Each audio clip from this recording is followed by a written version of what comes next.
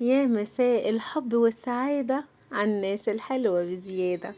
لو أول مرة تشوفوني ياريت تشتركوا في القناة عشان تشوفوا كل حاجة حلوة أنا بعملها، ولايك وشير لو عجبكم الفيديو.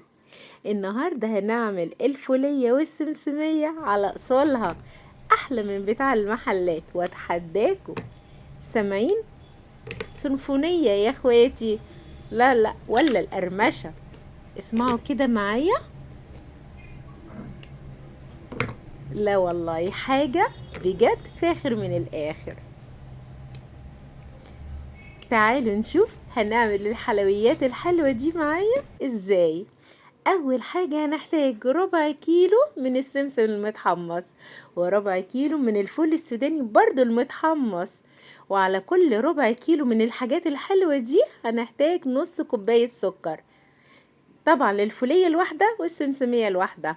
وكمية مية برضو هقولك مقدارها بعدين، وبيكربوناتو او بيكنج صودا، وعصير ليمون طبعا، والعسل الكلوكوز بتاعنا. اول حاجة قبل اي استخدام هندهن البلانشة بتاعتنا والقطاعة بالزيت علشان الحلويات الحلوة دي ما تلزقش معاكي. ويلا نحضر. اول حاجة الكراميل بتاع السمسمية. صينية نحط نص كوباية سكر وربع كوباية مية، وعصير نص ليمونة حلوة كده معصورة على الآخر، ونحط معلقة كاملة من عسل الكلوكوز. نقلبها التقلبتين الحلوين بتوعنا بس كده. يلا بينا على النار، نحطها على نار عالية لغاية ما تتكرمل معايا. هسيبها كده، هركنها على جنب واخد السمسم بتاعنا. هو طبعا كان متحمص بس لازم اسخنه كده. لازم الحلويات بتاعتنا السمسم يبقى سخن، والكراميل سخن، والفول كمان يبقى سخن. هرجع تاني للكراميل بتاعنا بعد ما يستوي. انا عايز اختبره بحيث هو يبقى متكسر معايا. هجيب طبق فيه مية متلجة واحط شوية صغننين جواها علشان اشوف كده هل هو لسه طري ولا بيتكسر معايا. لا لا لسه طري، لسه برضو هحتاج دقيقة كده على النار بس كده، حتى لونه اتحول للون البرونزي الجميل. هختبره تاني برضو واحطه جوه المية علشان اشوف بيتكسر ولا ما بيتكسرش. اهم حاجة في الكراميل بتاعنا اللي هو يتكسر، بس هو كده مظبوط. يتحط عليه ربع معلقة من البيكنج صودا او اللي هو كربوناتو. نقلبها تقلبتين الحلوين بتوعنا ونطفي النار، ونحط السمسم بتاعنا طبعا السخن المتحمص، ونقعد نقلب نقلب لحد ما السمسم بتاعنا يتشرب الكراميل بتاعنا كله. ويلا بينا بقى علشان نفردها على البلانشة بتاعتنا، طبعا المدهونة بالزيت علشان الحلويات بتاعتنا متلزقش فيها. احاول افردها كده بالقطاع بأي حاجة عندك مدهونة بالزيت.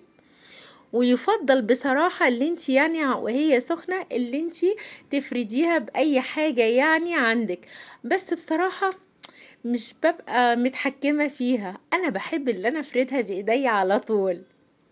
وطالما ايديكي مغسولة خلاص مش محتاجة اللي انت تلبسي جوانتي تفرديها كده وتظبطيها عشان تبقى متساوية، وتقطعيها زي بتاعت بره بالظبط.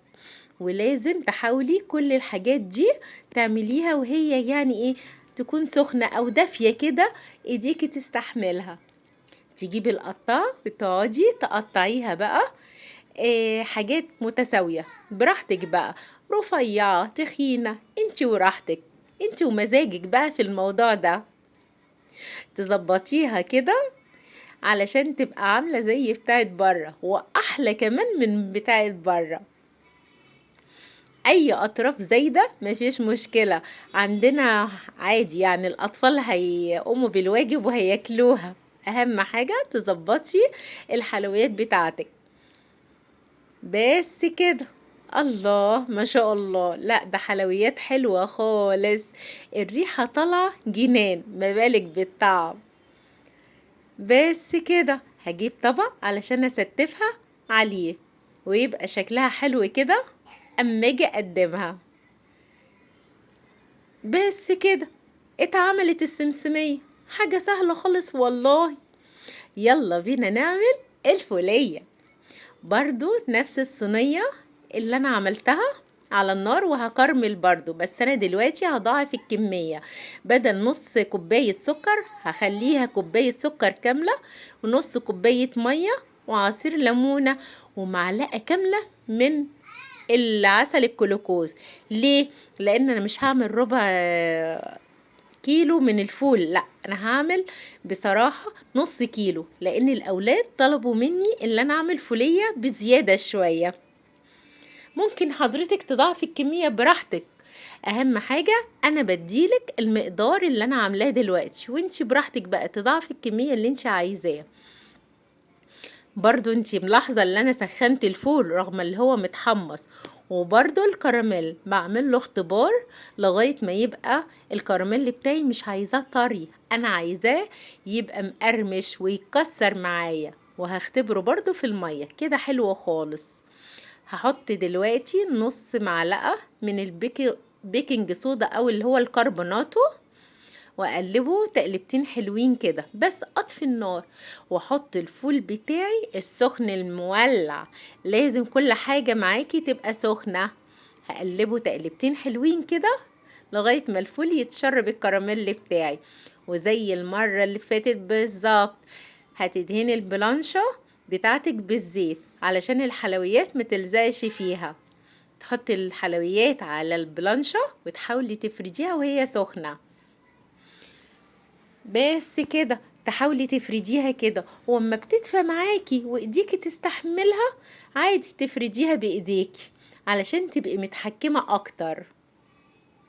يا ريت يبقى سمكها يبقى ولا هو تخين قوي ولا رقيق قوي، يعني في المتوسط زي بتاعت بره بالظبط.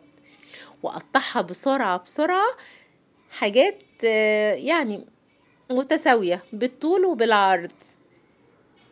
انا يعني بقولك اللي انت تبقوا متسرعة شوية.